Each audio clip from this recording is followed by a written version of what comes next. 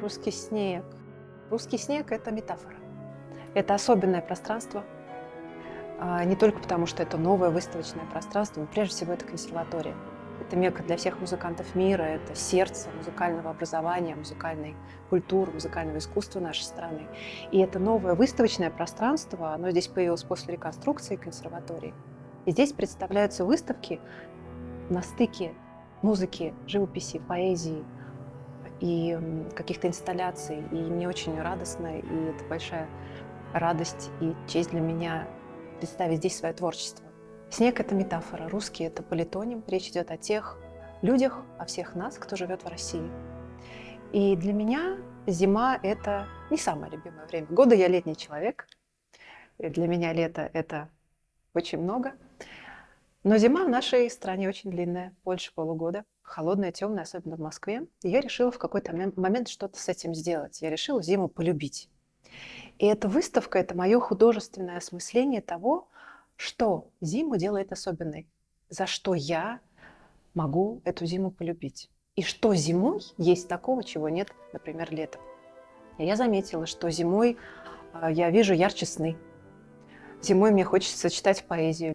Зимой особенно дорогие воспоминания о путешествиях, о красивых местах, которые мы посетили, о людях, которых мы встретили. И именно зимой больше ценится тепло. Тепло, физическое тепло в наших домах, тепло в наших сердцах, тепло отношений. И все эти моменты, конечно, это эмоциональные моменты прежде всего, отражены в моих картинах, которые представлены сегодня здесь. Большая часть работ написана в эстетике абстрактного экспрессионизма. В абстрактном экспрессионизме вы не увидите на полотнах предметов, людей, пейзажей, мест, то есть ничего того, за что мозг или восприятие человека может зацепиться как за сюжет или за как знакомый предмет. Все, что перед нами есть, это цвет, движение кисти, движение красок, брызг. И благодаря этому восприятие картины, восприятие цвета происходит адресуется сразу к чувствам человека, минуя его логику. И именно в абстрактной живописи я, например, ощущаю эмоции, ту энергию, которую идет от картины. И именно это я и изображаю на своих холстах. Это эмоции, это события, это впечатления, воспоминания и, конечно, энергия. Вы можете увидеть, что здесь есть теплые оттенки и есть холодные оттенки. Холодные, конечно, мы говорим о зиме, все-таки это холодное время. И снег, я считаю, это самое красивое, что есть в зиме, он холодный. Но главная мысль — это то, за что я люблю зиму, что мне, собственно, помогает прожить эту зиму с вдохновением, с радостью, с какой-то позитивной энергией. Это, конечно, тепло, и это самое главное. Поэтому очень много картин в цвете теплых оттенков.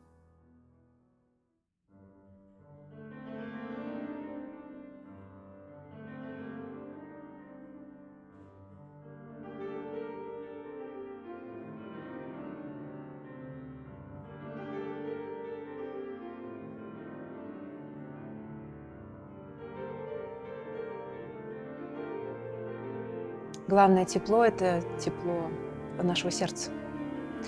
И поэтому эта тема представлена в нескольких работах, которые я особенно люблю. Прежде всего, это любовь к семье, это любовь к родителям. И одна из моих любимых картин — это глаза моего отца, это синий цвет. Я очень люблю эту картину сама, у моего папы голубые глаза. И я люблю просто смотреть на эту картину иногда, когда мне нужно о чем-то подумать, сконцентрироваться, помедитировать. Особенная картина, которая также мне очень дорога, я назвала ее «Сердце мужчины». Конечно, это, опять же, метафорический, собирательный образ. Это то, как в моем представлении может любить мужское сердце. И если вы посмотрите на цвета, там много синего, много металла, много холодных оттенков. Как мне кажется, конечно, мужское сердце не холодное, но в нем очень много разума и логики, но оно не лишено чувств, страсти, глубоких переживаний, которые часто спрятаны, и именно так распределены цвета и по холсту. Зимой особенно приятно вспоминать о путешествиях и тех странах, где мы были. Я очень люблю море, и я очень люблю горы. И здесь также представлено несколько пейзажей. Это конкретные места, с которых я писала эти картины. Море зимой. Это был шторм на Средиземном море. Были тонкий слой облаков, через которые проникали лучи солнца. И небо казалось белым, и море казалось белым. И это была совершенно невероятной красоты картина, которая, конечно, осталась и в моей памяти, и на фотографиях, и теперь на картине. Я была в разных горах. Это особое место, где хорошо думается, где спокойно на душе, где слышишь свои мысли. Это Вербье, Швейцария, это Альпы. Это очень особенное место. Там уже невозможно кататься на лыжах, потому что это очень высоко. Но туда поднимаются фуникулеры. И фуникулер едет через облака. И в какой-то момент, когда он поднимается над облаками, ты понимаешь, что облака подо мной.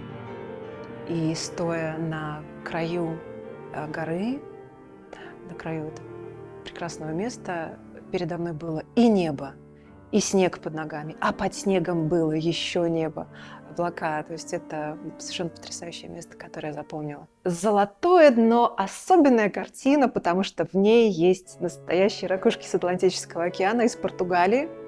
Эту страну я тоже очень люблю. Там живут люди дорогие мне, например, моя преподавательница по английскому, которую я просто обожаю и очень ее люблю. На берегу океана длинный-длинный пляж.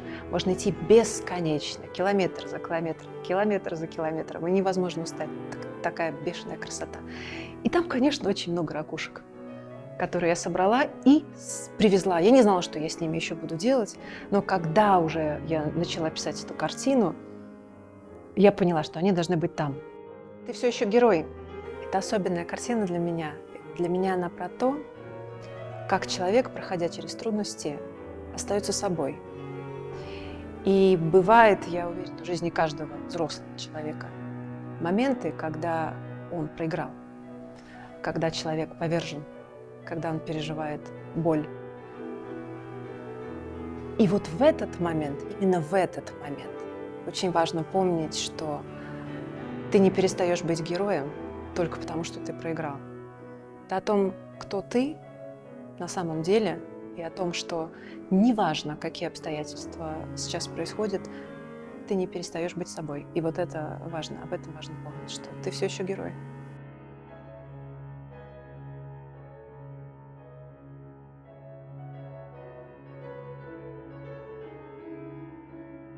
Центральное место выставки занимает не совсем обычная картина, скорее инсталляция.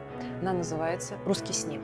Дело в том, что я понимала, что к выставке нужно подготовить картину с заглавным названием. Она даже была заявлена уже в программе, но до последнего дня я не могла увидеть этот образ внутри себя. И буквально уже накануне открытия выставки я поняла, что это должно быть. Мы расположили пустой черный холст, который может символизировать выключенный телефон, выключенный экран, или некое пространство, которое пока пустое. И около этого пространства я пригласила всех посетителей выставки поразмышлять о том, а что делает время зимы для них особенным, что помогает им переживать холода, нехватку солнца, нехватку тепла, в конце концов, эту изморозь и эти полгода прожить как-то с оптимизмом. И расположила разные стикеры разных цветов, ручки и предложила поразмышлять. И к моему удивлению, и к моей радости, конечно, все это пространство стало меняться.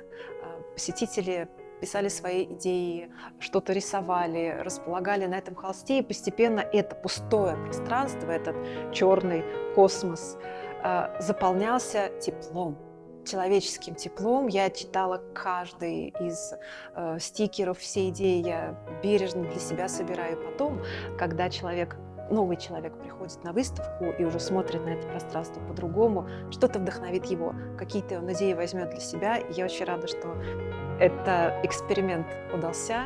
Вот такой вот русский, коллективный, наш совместный русский снег. Мы часто говорим о том, что как важно, чтобы у человека была мечта. А когда человек вырастает, может статься так, что мечта забывается. Мечту можно немножечко забыть. В моей жизни был такой период, когда я решила вспомнить, а о чем же я мечтала. И меня поразило то, что я не могла вспомнить. Я забыла. В тот момент у меня случилась прекрасная поездка в Лондон. Это было несколько лет назад.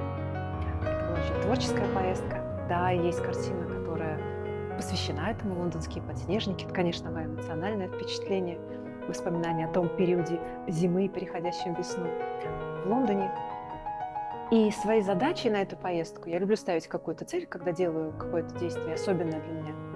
Я хотела вспомнить, о чем же я мечтала. И после того, как я вспомнила, сразу хочу сказать, но интересно другое. Я задумалась о том, что человек думает, когда вспоминает о своей мечте, очень много о себе. О чем я мечтала, как же вот мне вот это вспомнить. Забывая о мечте, собственно, как об объекте. И что бы почувствовала она, если бы я ее забыла? Я встала на ее место. Что бы она захотела мне сказать? Что бы мечта хотела сказать мне? Мечта, которую я забыла. И мне сразу пришел ответ в названии картины. Она хочет сказать «вспомни меня». Это картина о том, что мечты хотят, чтобы их помнили. Им это важно. И эта картина об этом.